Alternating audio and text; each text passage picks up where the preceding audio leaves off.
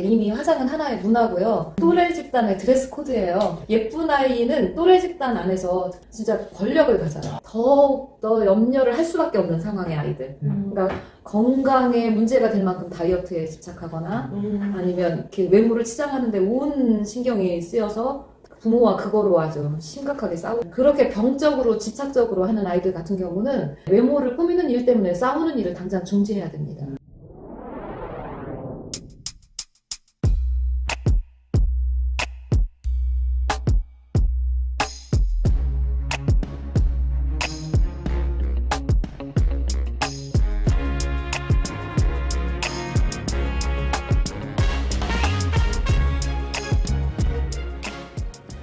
자, 이번에는 저같이 젊은 남자 교사들이 굉장히 힘든 사례입니다. 뭐죠? 바로 화장을 하는 아이들이에요. 정말 많이 해요. 학교가 어떻게 이렇게 변할 수 있을까 싶을 정도로 학교의 모든 아이들이 얼굴에 뭔가를 두드리고 있고 색조 화장을 굉장히 진하게 하고 있고, 이 상황을 저희는 어떻게 대처해야 할까요? 점점 이게 가면서 벌써 또 최근 몇 년 사이에 화장을 시작하는 연령대가 굉장히 더 낮아졌대요. 맞아요. 그래서 그런지 지금 저는 고등학교에서 아이들을 만나는데 고등학교 한 2학년, 3학년쯤 되면 또 잘하더라고요. 그러니까 시행착오를 거쳐서 네. 예쁘게 자라는군요. 벌써 초등학교, 중학교 때 뭐 뷰티 유튜버는 많이 봤고 음. 그래서 이제 고등학교 정도 되면 아이들이 자기한테 맞는 화장도 알고, 그래서 정말 연예인 깜치는 화장을 그렇죠. 하고 많이 예. 다녀요. 또 진하게 하는 아이들은 또 진하게 하고 다니고. 요즘 그러니까 아이들한테 이미 화장은 하나의 문화고요. 또래 집단의 드레스 코드예요. 네, 우리만 그러니까 다 화장하고 있는데 나만 안 하고 있으면 맞아요. 이게 또래에서 빠지는 거거든요. 완전히 다른 아이가 되거든요. 그래서 그런 거고, 특히 뭐 사춘기가 점점 더 빨라지고 있고 또 자아를 탐색하는 그러한 시기에 예뻐 보이고 싶은 것은 건강한 본능이에요. 그래서 저는 그 어머니들 모이는 연수나 강의에서 선생님 우리 애가 화장하려고 해요. 어떻게 하면 좋아요? 라고 이렇게 물어보시면 어린 피부 안 상하게 좋은 순한 화장품 사주세요. 이렇게 얘기를 하거든요. 어머니들이 막 웃고 한숨도 쉬고 그러셔요. 근데 사실 이런 건강한 정도를 넘어서서 염려를 해야 되는 상황도 분명히 있어요. 그러니까 이런 종류의 아이들 많이 만나실 거예요. 교사는 분명히 금방 알아차릴 겁니다. 그러니까 얘는 분명히 그 일상이나 어떤 관계에 지장을 초래할 만큼 외모를 꾸미는 데 집중하는 아이다. 집착하는 아이다. 그쵸. 알아차리시죠? 어떻게 하죠? 그런 아이들은 보통 어떻게 다르죠? 알아채실 때 어떻게 다르다고 느끼세요? 사실 화장 하나로만 그 학생의 문제가 드러나진 않는 것 같아요. 다른 생활 태도나 수업을 듣는 태도에서 막 이렇게 부정적인 에너지가 막 뿜어져 나오는데, 일단 눈에 보이는 건 화장이니까 화장에 대해서 대화를 하려고 시도는 해요. 하지만 그 대화 자체를 거부하는 경우가 대부분이고, 화장에 대해서 언급하는 것 자체로도 굉장히 거부감을 드립니다. 저 같은 경우에는 어쩔 수 없어요. 피해야 돼요, 화장 문제는. 저 같은 경우는 이제 여자아이들 같은 경우에 화장을 안 한 날 마스크를 반드시 끼고 그다음에 언어에서 한 번씩 나오더라고요. 마스크를 꼈을 때 저는 꼭 물어보거든요. 모르는 척 하면서 물어봐요. 아프니? 오늘 어디 안 좋아? 그러면 가끔 그렇게 자기 외모에 너무 많이 자신감이 없는 아이들은 말을 얼굴 이럴 때 제 얼굴 남이 보면 눈 썩어요. 아이들 표현으로 남들한테 예의상 한 거예요. 이렇게 얘기를 하거든요. 근데 그게 약간 장난 반, 진담 반이지만 저는 그 진담이 되게 들어가 있다고 생각을 하거든요. 그래서 그런 아이들은 조금 남다른 것 같아요. 네. 그러니까 화장을 했어도 남다르게 풀 메이크업을 하는 아이. 안 하는 날은 무조건 가려야 그렇죠. 되는 가려야 아이. 되는 네. 아이. 속눈썹도 붙이고 서클 렌즈도 하고 귀도 뚫었고 그 옷도 완전히 그냥 그 옷 속에 몸을 넣고 꼬맨 것처럼 들여 입고 그래서 그 외모를 치장하는 일이 자기의 그 가장 중요한 열정으로 생각하는 그런 아이들이 있죠. 우리는 한눈에 봐도 딱 알아차리잖아. 그냥 화장을 한 아이와 그런 아이와.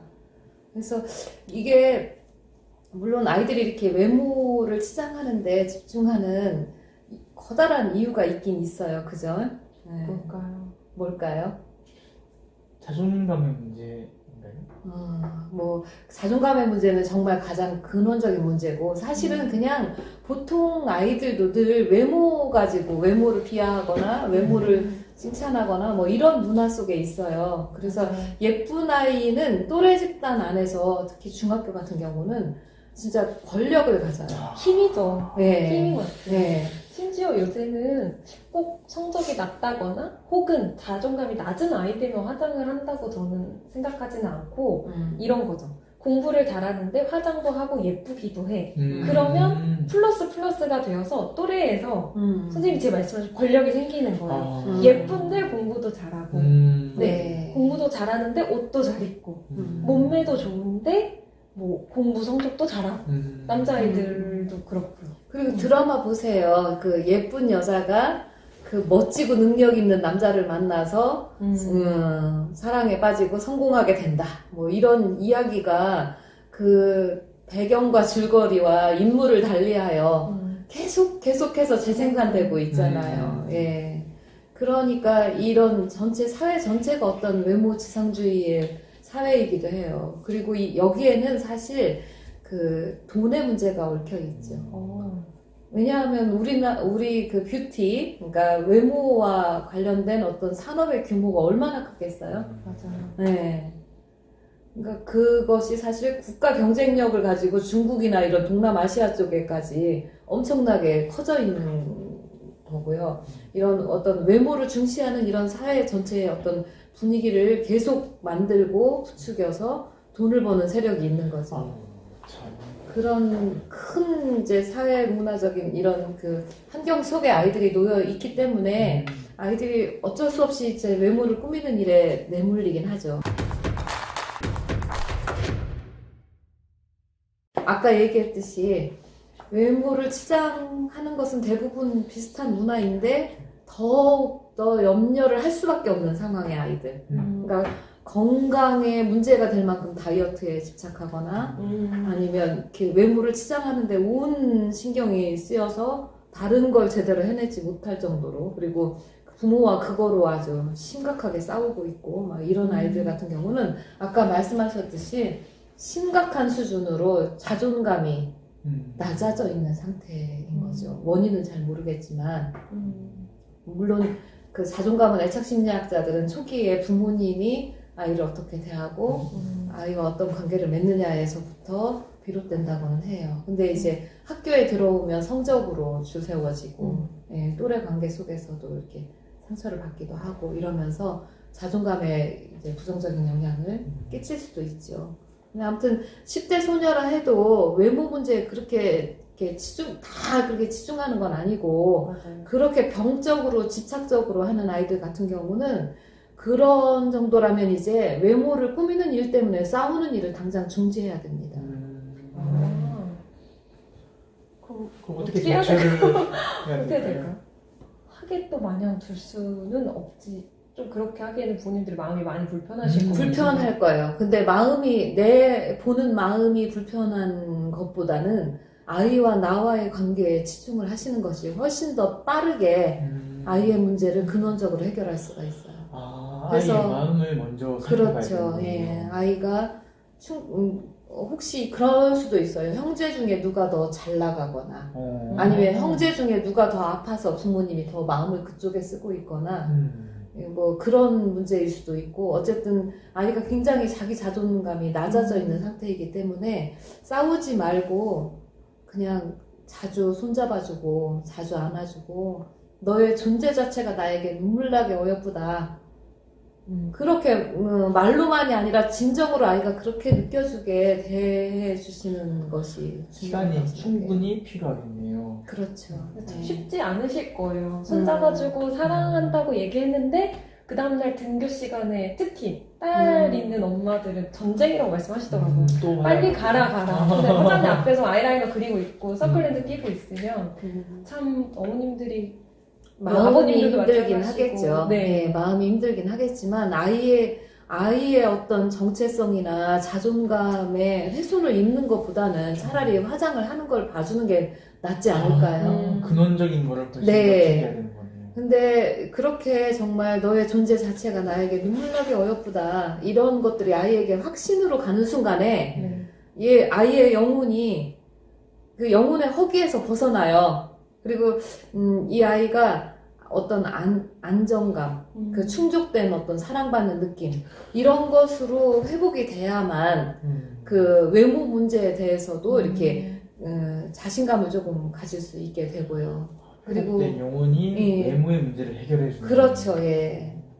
그리고 아이가 그 어떤 성취나 시도를 하려고 할 때 비난하기보다 그 시도를 응원하고 실패했더라도 격려하고 작은 성취라도 했을 때 크게 기뻐하고 이렇게 격려해주면 이 아이가 충족된 영혼이 되었을 때 그런 어떤 사랑과 어떤 충족감으로 안도감을 느끼는 이런 상태가 되었을 때 얘는 뭔가 의미 있는 목표나 바람직한 그런 쪽에 관심을 갖게 되고 거기에 집착하게 되는 그런 모습을 보실 수 있게 되는 거죠.